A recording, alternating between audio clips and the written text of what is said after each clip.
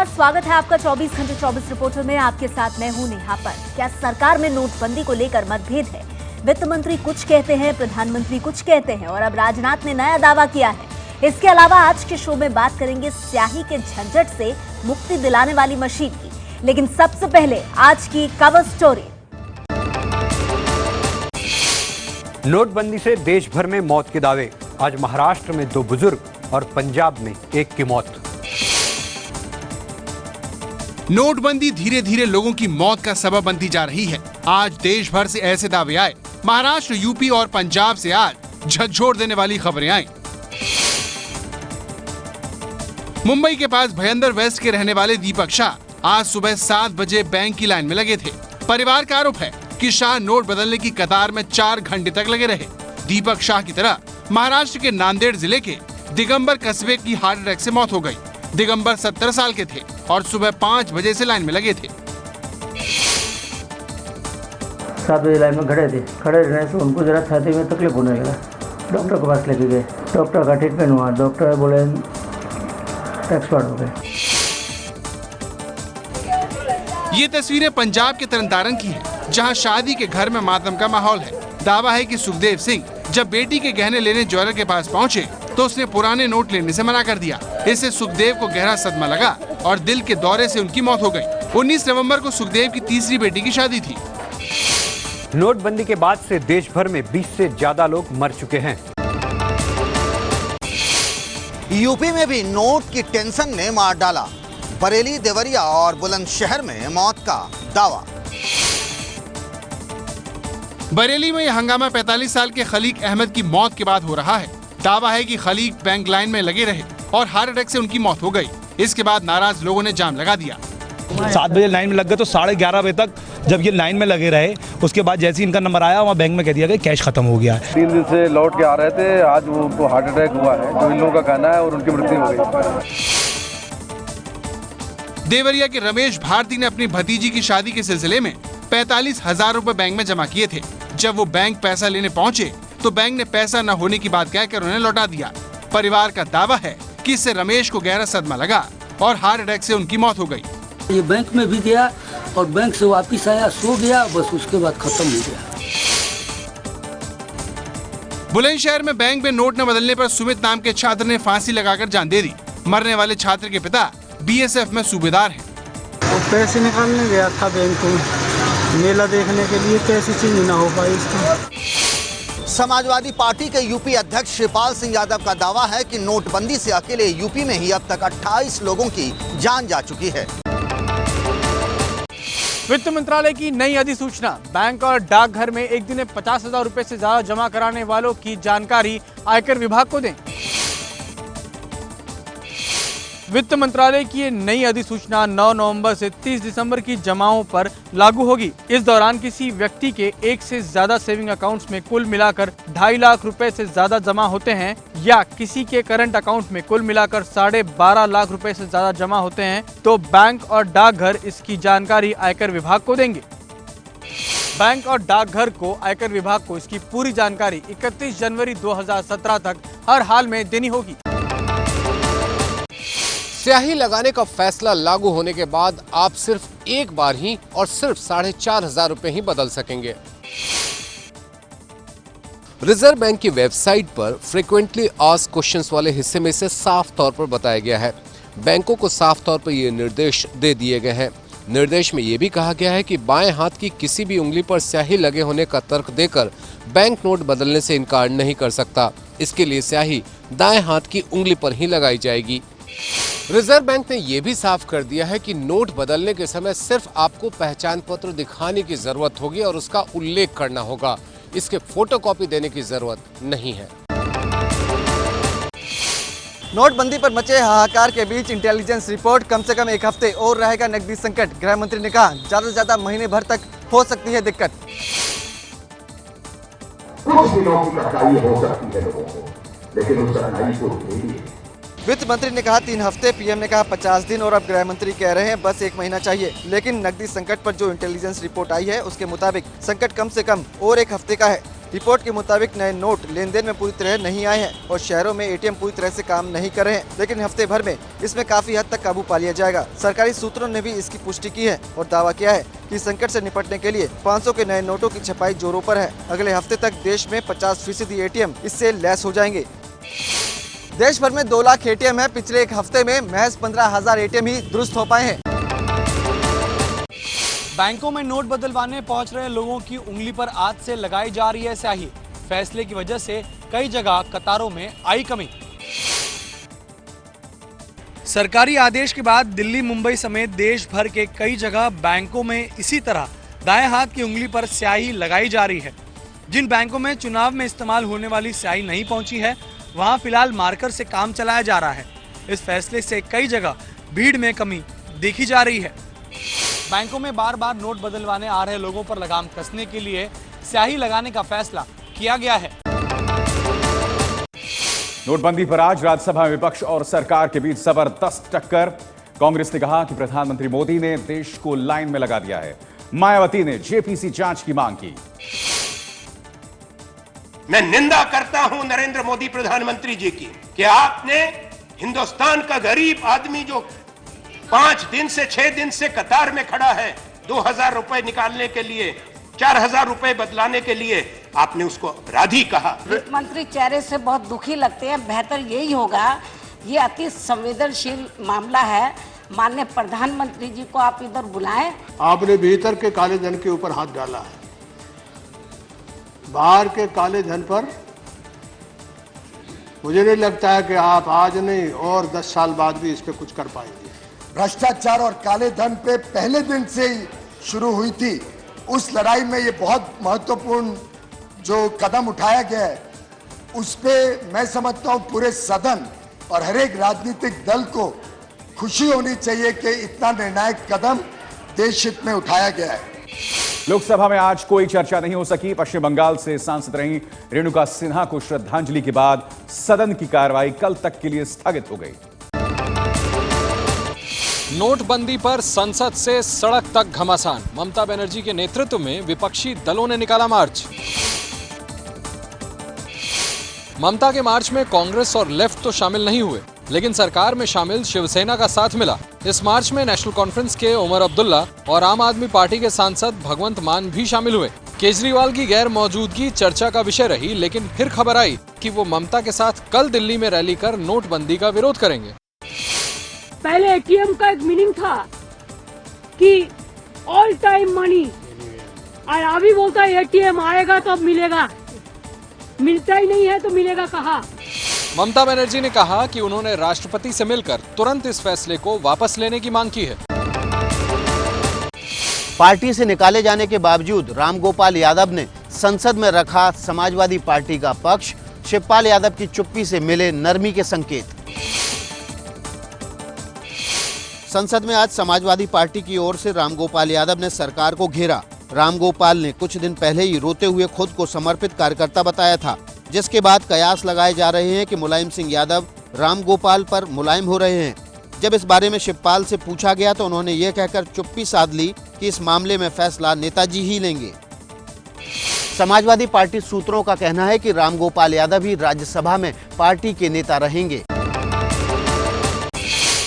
मुंबई में ATM के बाहर पहुंचे राहुल गांधी, बोले जनता के पैसे से अमीरों का कर्ज माफ करेंगे मोदी। दिल्ली में नोट बदलवाने के बाद आज राहुल गांधी ने मुंबई में ATM की लाइन में लगे लोगों से बात की। राहुल ने आज कहा कि सरकार ने बिना तैयारी किए फैसला किया है।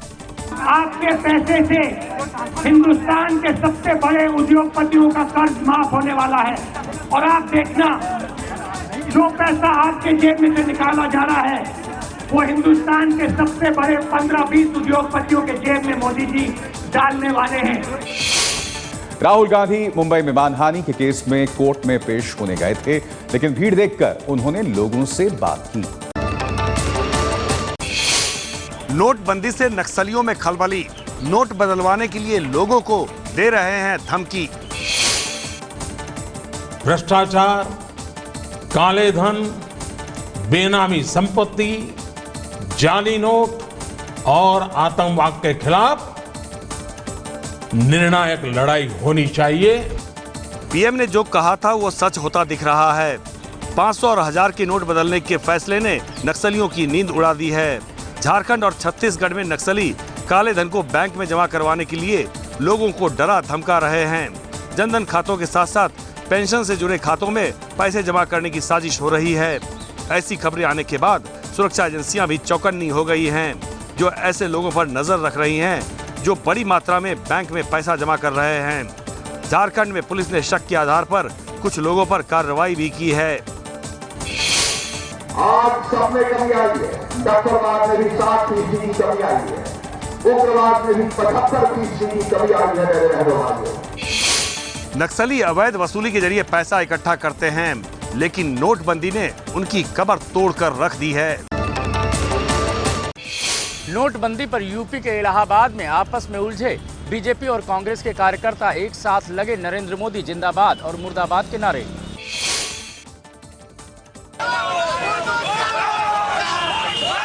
इलाहाबाद की मेडिकल कॉलेज चौराहे पर कांग्रेस कार्यकर्ता ने नोटबंदी के खिलाफ मोदी सरकार का पुतला फूंका। उसी दौरान बीजेपी कार्यकर्ता पहुंच गए और दोनों पक्षों में धक्का मुक्की शुरू हो गई। कर्नाटक के मंगलुरु में एनएसयूआई कार्यकर्ताओं ने बीजेपी नेता और पूर्व मंत्री जनार्दन रेड्डी की बेटी की 500 करोड़ की शादी का हवाला देते हुए मोदी सरकार के नोटबंदी के फैसले का विरोध किया। कांग्रेस पार्टी शादी में काले धन के इस्तेमाल का आरोप लगा रही है। राज्यसभा में इस मुद्दे को आनंद शर्मा ने उठाया।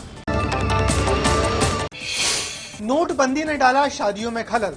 कहीं बेटी की शादी के लिए पिता बैंक की लाइन में लगा तो किसी ने उधारी लेकर जैसे तैसे की शादी।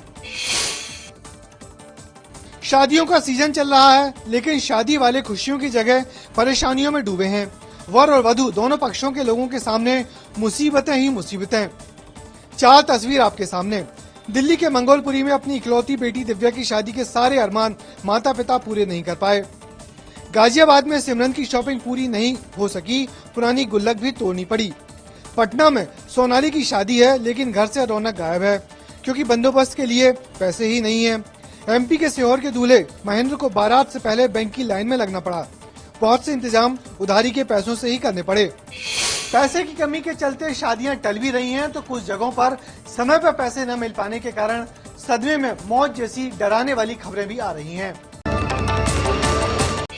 नोटबंदी के बीच शाही शादी को लेकर फिर एक बार चर्चा में आए कर्नाटक के जनार्दन रेड्डी पर बेटी की शादी में पानी की तरह पैसे बहाने का आरोप। जिन घरों में शादी है, नोटबंदी की वजह से उन्हें काफी परेशानी हो रही है, लेकिन कर्नाटक के जनार्दन रेड्डी की बेटी की शादी को देखकर लगेगा ही नहीं कि नोटबंदी की कोई समस्या है। कहा जाता है कि जनार्दन रेड्डी ने पहले करोड़ों का इनविटेशन बॉक्स बांटा, फिर बेंगलुरु पैलेस में पूरा बेलारी गांव बसा दिया। मेहमानों के लिए बैलगाड़ियों को सजाया गया। कहा जाता है हर मेहमान पर 20 लाख रुपए खर्च किए गए। इस शाही शादी में कर्नाटक के पूर्व सीएम येदियुरप्पा भी शामिल हुए।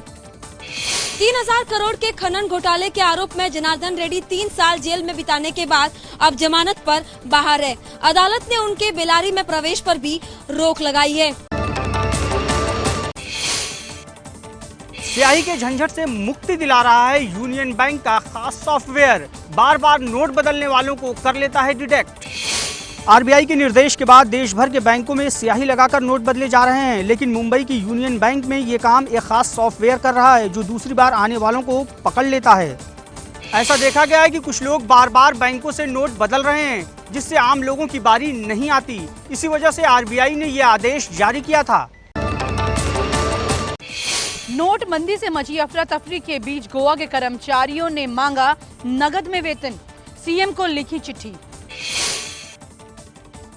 नोटबंदी के बाद से ही पैसों को लेकर जनता परेशान है। बैंक और एटीएम के बाहर लंबी लाइन लग रही है। ऐसी ही लाइनों से तंग आकर गोवा के सरकारी कर्मचारियों ने नवंबर का वेतन नकद में देने की मांग कर दी है। इसके लिए सीएम लक्ष्मीकांत पार्सेकर को चिट्ठी लिखी गई है। हालांकि नोटबंदी के फैसले की कर्मचारियों ने तारीफ की है।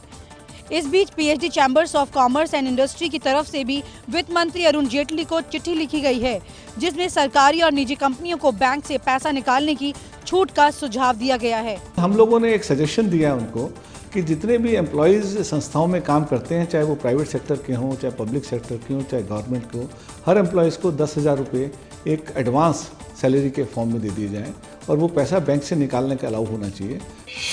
इस समय बैंकों को हफ्ते में सिर्फ 24,000 ही कैश देने के निर्देश हैं, जबकि एटीएम से 2500 का रोजाना कैश निकाल सकते हैं। काले धन वालों पर जेटली का बड़ा बयान। आमदनी में एकाएक इजाफा होने पर सरकार की नजर। इनकम टैक्स से बच नहीं पाएंगे ऐसे लोग। 50-100 के नोट बंद करने का इरादा नहीं। स्टेट बैंक पर रिकॉर्ड तोड़ नोट जमा हुए। 7 दिन में 1,14,139 करोड़ जमा हुए। 500,000 के नोट बंद होने के बाद कलेक्शन जनता के पास जमा पैसा निकलने से फायदा। दिल्ली में डॉक्टर 70 लाख कैश बरामद। 100 के नोट में था 70 लाख रुपया। पहाड़गंज में लाल कार्ड से बरामद। सतर्क शहरी के सुराग पर पकड़ा गया पैसा। नोटबंदी के बाद काले धन की बरामदगी। सीआरपीएफ ने नक्सलियों के 2 करोड़ पकड़े। सीआईएसएफ ने हवाई अड्डों से 5 करोड़ पकड़े। हवाई अड्डों से बड़ी मात्रा में सोना पकड़ा। पंजाब में एसएडी के उम्मीदवारों की पहली लिस्ट जारी।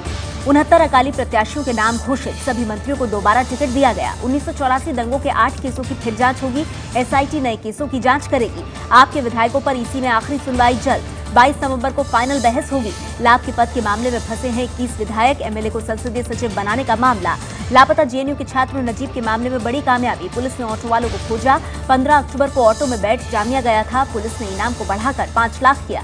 कश्मीरी अलगाववादियों का नया विरोध कैलेंडर। शनिवार रविवार को प्रदर्शन की छुट्टी। 4 महीने से परेशान जनता को मनाने की चाल। बच्चों की पढ़ाई के बहाने छुट्टी का ऐलान। और आईएसआईएस का एजेंट सीकर से गिरफ्तार। दुबई में रहकर करता था आईएसआईएस के लिए काम। 15 दिन पहले भी भारत आया था। नोटबंदी पर देश भर में हंगामा जारी। यूपी के आगरा में बैंक के बाहर बरसी पुलिस की लाठियां, तो वहीं मुरादाबाद में गुस्साई भीड़ ने पुलिस की गाड़ी में की तोड़फोड़।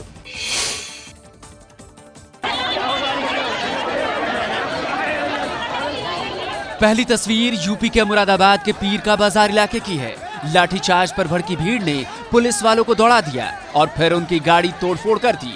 दूसरी तस्वीर आगरा की है, जहां कालिंदी विहार इलाके में इलाहाबाद बैंक के आगे भीड़ के बेकाबू होने पर पुलिस को भांजनी पड़ी लाठी।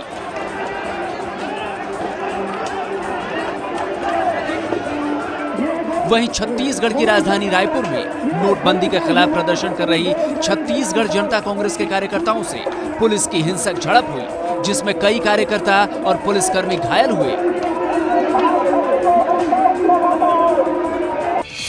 नोटबंदी पर हो रही परेशानी की वजह से लोगों का सब्र रह रहकर टूट रहा है। इससे पहले भी कुछ शहरों में इस तरह की तस्वीरें सामने आई थी।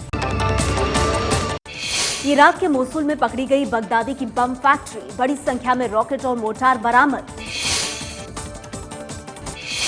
इराक के मोसुल में ये है बगदादी की बम फैक्ट्री। इराकी सेना ने आईएसआईएस के खिलाफ कार्रवाई के दौरान इस फैक्ट्री पर छापा मारा। इराकी सेना के मुताबिक इस बम फैक्ट्री में बगदादी के आतंकी ही बम और रॉकेट बना रहे थे, लेकिन इराकी सेना को देखकर वो भाग खड़े हुए। मोसुल में बगदादी घिर चुका है, उसके आतंकी भी भाग रहे हैं। ऐसे में बम फैक्ट्री का पकड़ा जाना उसके लिए बहुत बड़ा झटका है। 24 घंटे 24 रिपोर्ट में फिलहाल इतना ही।